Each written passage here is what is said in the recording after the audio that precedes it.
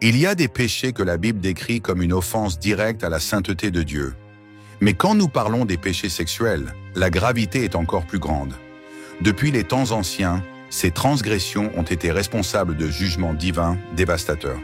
Sodome et Gomorrhe ont été consumés par le feu, des familles ont été détruites, des nations sont tombées. Et le plus choquant, c'est que, malgré ces exemples, l'humanité continue de répéter les mêmes erreurs. Mais que classe exactement la Bible comme péché sexuel? Toute relation en dehors du mariage est-elle condamnée? Y a-t-il un péché plus grave que les autres? La réponse pourrait vous surprendre. Aujourd'hui, nous allons analyser 4 péchés sexuels que la Bible condamne, et le 4e est le plus terrifiant de tous, apportant des conséquences spirituelles et même physiques qui peuvent marquer des générations entières. Et vous? Avez-vous déjà entendu parler de ces péchés? Lequel pensez-vous être le plus grave? Notre société a-t-elle ignoré ces avertissements et suivi le même chemin qui a conduit Sodome et Gomorrhe à la destruction? Laissez votre opinion dans les commentaires et suivez cette étude jusqu'à la fin. Vous pourriez découvrir des vérités qui changeront votre façon de voir les Écritures et peut-être même transformeront votre propre vie. Tout d'abord, avant d'explorer les 4 péchés sexuels condamnés par la Bible, nous devons comprendre quelque chose de fondamental. Dieu a créé la sexualité comme quelque chose de sacré et pur. Dès le commencement, le plan divin a toujours été que l'intimité ait lieu dans l'alliance du mariage entre un homme et une femme. Dans Genèse 2:24, nous lisons « C'est pourquoi l'homme quittera son père et sa mère et s'attachera à sa femme, et ils deviendront une seule chair. » Ce verset établit non seulement le fondement du mariage, mais définit aussi les limites de la sexualité selon la volonté de Dieu. Cependant, à travers l'histoire, l'humanité a sans cesse déformé ce don, le transformant en un outil de corruption et de péché. L'apôtre Paul met clairement en garde contre la gravité de cette question. Dans 1 Corinthiens 6:18, il dit « Fuyez l'impudicité. Tout autre péché qu'un homme commet est extérieur au corps, mais celui qui se livre à l'impudicité pêche contre son propre corps. » Maintenant, explorons le premier péché de la liste, un péché qui a détruit des rois, brisé des familles et laissé des marques irréparables dans l'histoire. L'adultère, peu de péchés causent autant de destruction au sein d'une famille que l'adultère. Depuis les temps anciens, la Bible a traité cette transgression avec sévérité, car elle ne blesse pas seulement ceux qui y sont impliqués, mais elle brise aussi les liens sacrés du mariage, une institution établie par Dieu lui-même. Dans les 10 commandements, nous trouvons une interdiction directe. Tu ne commettras point d'adultère. L'adultère est l'acte par lequel une personne mariée entretient des relations sexuelles avec quelqu'un d'autre que son conjoint. Mais Jésus a élevé cette norme morale encore plus haut en affirmant que même un désir impur dans le cœur est déjà un adultère aux yeux de Dieu. Matthieu 5:28 dit « Mais moi, je vous dis que quiconque regarde une femme pour la convoiter a déjà commis l'adultère avec elle dans son cœur. » La Bible regorge d'exemples montrant les terribles conséquences de ce péché. L'un des cas les plus marquants est celui du roi David, qui s'est impliqué avec Bathsheba, la femme d'Uri. Ce qui a commencé comme un simple désir a conduit à l'adultère, puis à la tromperie et finalement au meurtre. En conséquence, David a affronté de sévères conséquences dans sa famille et son royaume. Mais pourquoi l'adultère est-il un péché si grave? Premièrement, parce qu'il détruit les familles. La confiance est brisée et de nombreux foyers ne se remettent jamais d'un tel coup. Deuxièmement, parce qu'il attire le jugement sur le pécheur. La Bible avertit dans Hébreux 13:4 « Dieu jugera les impudiques et les adultères. » Troisièmement, parce qu'il éloigne une personne de la présence de Dieu. L'adultère n'est pas seulement une trahison envers son conjoint, mais aussi une rupture d'engagement envers Dieu. Cependant, il existe un pardon pour ceux qui se repentent sincèrement. Dans Jean 8, Jésus a pardonné la femme surprise en adultère, mais il lui a laissé un avertissement. « Va et ne pêche plus. » Passons maintenant au 2e péché sexuel, condamné par la Bible. Une transgression devenue de plus en plus courante et acceptée par la société moderne. La fornication. S'il y a un péché qui est largement accepté et même encouragé aujourd'hui, c'est bien la fornication. Contrairement à l'adultère, qui implique la rupture d'un engagement matrimonial, la fornication désigne toute relation sexuelle en dehors du mariage. La Bible traite ce péché avec sérieux. Dans Hébreux 13:4, nous trouvons un avertissement clair. Que le mariage soit honoré de tous et le lit conjugal exempt de souillure, car Dieu jugera les impudiques et les adultères. Cela signifie que Dieu a créé le sexe pour être une bénédiction dans le cadre du mariage, et toute pratique en dehors de ce dessein est condamnée. La fornication banalise ce don sacré et entraîne de graves conséquences spirituelles, émotionnelles et même physiques. Pourquoi la fornication est-elle si dangereuse? Premièrement, parce qu'elle corrompt le but divin de l'intimité. Dieu a établi le mariage comme une alliance avant les relations sexuelles, mais la fornication inverse cet ordre et transforme le plaisir en quelque chose sans engagement. Deuxièmement, parce qu'elle entraîne des conséquences destructrices. Grossesse non planifiée, relations superficielles et augmentation de l'infidélité ne sont que quelques-unes des marques de ce péché. Troisièmement, parce qu'elle endurcit le cœur contre Dieu. Plus une personne s'adonne au péché sexuel, plus elle s'éloigne des voies du Seigneur. L'apôtre Paul renforce cet avertissement dans Colossiens 3:5. « Faites donc mourir les membres qui sont sur la terre. L'impudicité, l'impureté, les passions, les mauvais désirs et la cupidité, qui est une idolâtrie. » La fornication était courante parmi les nations païennes à l'époque biblique, et aujourd'hui, nous voyons ce même schéma se répandre. Les médias, la culture et même certains influenceurs promeuvent une vie sans engagement, où le plaisir passe avant les principes. Mais Dieu appelle son peuple à la sainteté. Dans les 1er Thessaloniciens 4:3, il est écrit « Ce que Dieu veut, c'est votre sanctification. C'est que vous vous absteniez de l'impudicité. » Maintenant, nous passons au 3e péché sexuel, condamné dans la Bible. Un péché qui n'implique pas seulement l'individu, mais qui peut corrompre toute une société par ses pratiques destructrices, la prostitution et la luxure débridée. La prostitution et la luxure débridée ont toujours existé tout au long de l'histoire humaine. Dans la Bible, Dieu condamne fermement ces pratiques, car elles ne détruisent pas seulement la sainteté du corps, mais conduisent aussi à l'idolâtrie, à la corruption et à la destruction spirituelle.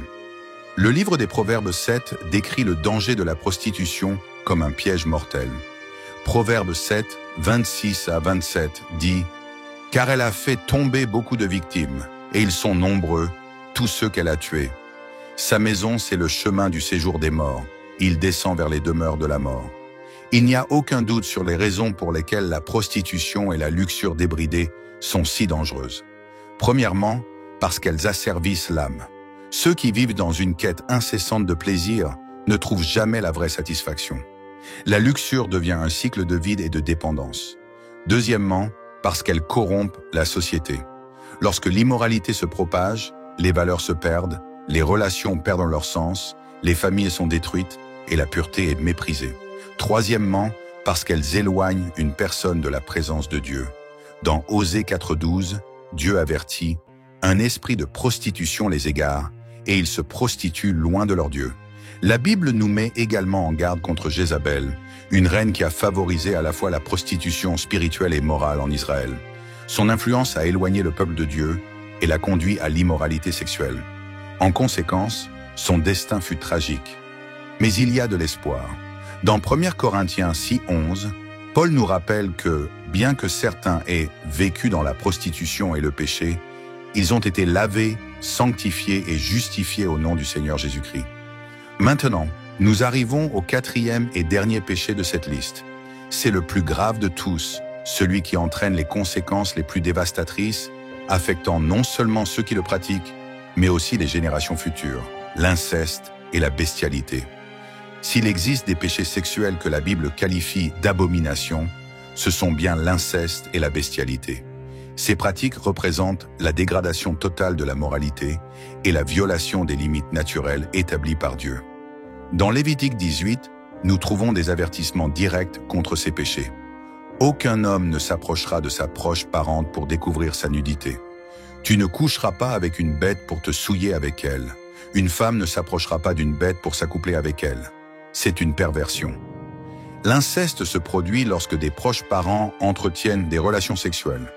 Bien que certaines cultures aient tenté de normaliser cette pratique, la Bible la condamne avec véhémence. La bestialité, quant à elle, est une perversion encore plus grotesque de la sexualité humaine. Dans la loi mosaïque, cette pratique était punie de mort, car elle violait complètement la sainteté du corps et de la création de Dieu. Il est évident pourquoi ces péchés sont si graves. Premièrement, parce qu'ils déforment l'ordre établi par Dieu. Le sexe a été créé pour être une union sacrée entre un homme et une femme dans le cadre du mariage. L'inceste et la bestialité corrompent cet ordre et entraînent une dégradation morale totale. Deuxièmement, parce qu'ils entraînent des conséquences physiques et spirituelles irréversibles.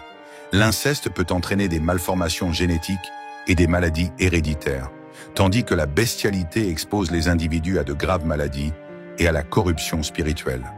Troisièmement, parce qu'ils attirent le jugement divin. Dans Deutéronome 27, Dieu déclare une malédiction sur ceux qui s'adonnent à ces pratiques, montrant qu'elles sont des péchés détestables à ses yeux. Vous pouvez vous demander, que dit la Bible à propos de la bestialité?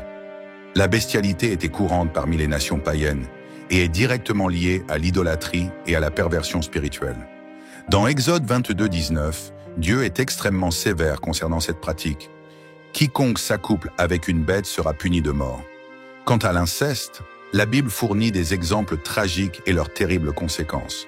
Souvenez-vous des filles de Lot? Après la destruction de Sodome et Gomorrhe, elles ont enivré leur père pour avoir des relations avec lui. En conséquence, elles ont donné naissance à deux nations qui sont devenues des ennemis d'Israël, les Moabites et les Ammonites. Nous voyons aussi le cas d'Amnon et Tamar.